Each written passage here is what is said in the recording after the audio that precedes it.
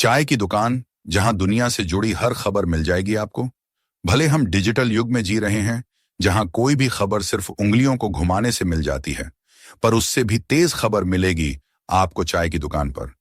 किसके बेटे ने मूंछें मुंडवा लीं, किसकी बीवी झगड़ कर मायके चली गई, किसके घर में क्या पका है, किसकी बकरी दूसरे का खेत चर गई। हर तरह की खबरें बगैर किसी फीस के, ना कोई इंटरनेट और ना ही कोई टेलीविजन या रेडियो, पर खबरें बिल्कुल टेलीविजन के जैसी मसालेदार। सबसे मजेदार बात तो यह है कि वहां पर पुरानी से पुरानी खबरें सुनाने वाले भी आपको हमेशा मिल जाएंगे, भले ही वे आपके जन्म से पहले की ही क्यों ना हो, जैसे कि वे उनके मेमोरी कार्ड में सेव हों। इन्हीं खबरी लाल में से एक हैं बादो चाचा। उनके पास तो समय ही समय है। कोई भी घटना वे ऐसे सुनाते हैं मानो आंखों देखी बता रहे हों।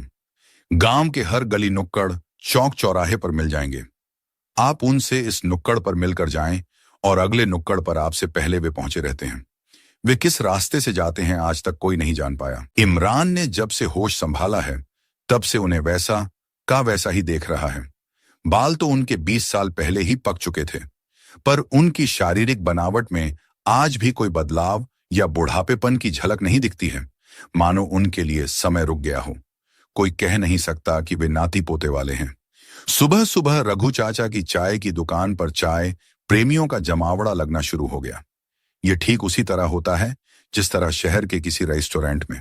वहां व्यंजन पसंद करने में कम से कम आधा घंटा लगता है, ऑर्डर को सर्व होने में कम से कम आधा घंटा लगेगा। यह तो मेनू कार्ड में खुद लिखा होता है, और फिर उसके बाद कोई समय सीमा नहीं। आप जब तक खाएं और जब तक बैठें, आपकी मर्जी। खाएं या न खाएं, पर सेल्फी लेकर लोगों को बताएं जरूर कि Sonu with Monu and 35 others at Osmani restaurant. यहां भी कुछ ऐसा ही नजारा रहता है। 5 रुपए की चाय पीकर लोग 3.5 रुपए का अखबार पढ़ते हैं, और फिर देश दुनिया के साथ पूरे गांव और आसपास के गांवों की कहानियां चलती हैं, बगैर किसी समय सीमा के। सबको पता होता है कि घर के बुजुर्ग चाय की दुकान पर मिल जाएंगे विद अदर्स। हमेशा की तरह बादो चाचा की आकाशवाणी जारी थी। यह हरी को भी क्या हो गया है, बड़ी बड़ी बच्चियों को पढ़ने के लिए ट्रेन से भेजता है। वे अभी साइकिल से स्टेशन जाएंगी और फिर वहां से लड़कों की तरह ट्रेन पकड़कर बाजार। पढ़ लिख कर क्या करेंगी, कलेक्टर बनेंगी क्या? कुछ तो गांव की मान मर्यादा का ख्याल रखता। मैट्रिक कर ली, अब कोई आसान सा विषय देकर घर से पढ़ा लेता। इसी के साथ शुरू हो गई गर्मा गर्म चाय के साथ ताजा विषय पर परिचर्चा। सब लोगों ने एक साथ हरी चाचा पर ताने मारने में हिस्सा लिया।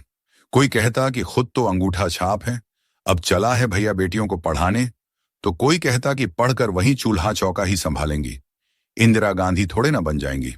अगले दिन बादो चाचा चाय की दुकान पर नहीं दिखे। पता चला कि पोती को जो स्कूल में सरकारी साइकिल के पैसे मिलने वाले हैं, उसी की रसीद लाने गए हैं। इमरान को कल हरी चाचा पर मारे गए ताने याद आ गए। जब वह बचपन में साइकिल चलाना सीखता था, तो उस समय उसकी ही उम्र की कुछ लड़कियां भी साइकिल चलाना सीखती थीं, और यही बादो चाचा और गांव के कुछ दूसरे बुजुर्ग उन पर ताने मारते नहीं थकते थे। और आज वे अपनी ही पोती के लिए साइकिल के पैसे के लिए रसीद लाने गए हैं। अगले दिन इमरान ने पूछा, कल आप आए नहीं बादो चाचा? वे कहने लगे, क्या बताऊं बेटा, जगमला, मेरी पोती 9वीं जमात में चली गई है, उसी को साइकिल मिलने वाली है, उसी की रसीद लाने गया था। परेशान हो गया बेटा। कोई साइकिल का दुकानदार रसीद देने को तैयार ही नहीं था। सबको कमीशन चाहिए। पहले ही अगर चेक मिल जाए तो इतनी परेशानी ना हो। ये सरकार भी ना, पहले रसीद स्कूल में जमा करो, फिर जाकर आपको चेक मिलेगा। जब साइकिल के पैसे देने ही हैं तो दे दो, रसीद क्यों मांगते हो? उन पैसों का कोई भोज थोड़े ना कर लेगा, साइकिल ही लाएगा। आजकल के बच्चे बच्चियों को भी पता है कि सरकार उन्हें पैसे देती है, वे खरीदवा कर ही दम लेते हैं, चैन सिवा थोड़े ना रहने देते हैं। हाँ चाचा, पर जगमला तो लड़की है, वह साइकिल चलाए, ये शोभा थोड़े ना देगा, इमरान ने ताना मारा। अरे नहीं बेटा, उसका स्कूल बहुत दूर है, नन्ही सी जान कितना पैदल चलेगी, स्कूल ट्यूशन सब करना पड़ता है, साइकिल रहने से थोड़ी आसानी होगी। और देखो आजकल जमाना कहां से कहां पहुंच गया है, पढ़ेगी नहीं तो अच्छे रिश्ते भी नहीं मिलेंगे। पर आप ही तो कल हरी चाचा की बेटी के बारे में कह रहे थे कि पढ़कर कलेक्टर बनेगी क्या? इमरान ने फिर ताना मारा। इस बार बादो चाचा ने कोई जवाब नहीं दिया। इमरान ने मुस्कुराते हुए कहा, चाचा, जैसा आप अपनी पोती के बारे में सोचते हो वैसा ही दूसरों की बेटियों के बारे में भी सोचा करो। याद है, मेरे बचपन में आप ताने मारते थे जब मेरे साथ गांव की कुछ लड़कियां भी साइकिल चलाना सीखती थीं, और आज खुद अपनी पोती की साइकिल खरीदने के लिए इतनी मेहनत कर रहे हो। समय बदल रहा है चाचा, अपनी सोच भी बदलो। गांव में अगर साधन हो तो बच्चियां ट्रेन से पढ़ने क्यों जाएंगी? मजबूरी है तभी तो जा रही हैं। अभी ताने मारते हो और भविष्य में जब खुद पर आएगी तो उसी को फिर सराहोगे। क्या पता हरी चाचा की बेटी सच में कलेक्टर बन जाए, और नहीं तो कम से कम गांव में ही कोचिंग सेंटर खोल ले, तब शायद आपकी जगमला को इस तरह बाजार न जाना पड़े। तभी बीच में सत्तो चाचा कहने लगे, लड़कियों की पढ़ाई लिखाई तो सिर्फ इसलिए है बेटा की शादी के लिए कोई अच्छा सा रिश्ता मिल जाए। हमें कौन सा डॉक्टर इंजीनियर बनाना है या नौकरी करवानी है? आजकल जिसको देखो अपनी बहू बेटियों को मास्टर बनाने में लगा हुआ है। उसके लिए आसान आसान तरीके ढूंढ रहा है। नौकरी करेंगी, मर्दों के साथ उठना बैठना होगा, घर का सारा संस्कार स्वाहा हो जाएगा। यह सब लड़कियों को शोभा नहीं देता। इमरान ने कहा, चाचा, अगर सब आपकी तरह सोचने लगे तो अपनी बहू बेटियों के लिए जो लेडीज डॉक्टर ढूंढते हो वे कहां से लाओगे? घर की औरतें खेतों में जाकर मजदूरी करें, बकरियां चराएं, चारा लाएं, जलावन चुनकर लाएं। यह शोभा देता है आपको? ऐसी औरतें आप लोगों की नजरों में एकदम मेहनती और आज्ञाकारी होती हैं, पर पढ़ी लिखी डॉक्टर इंजीनियर या नौकरी करने वाली लड़कियां संस्कारहीन हैं।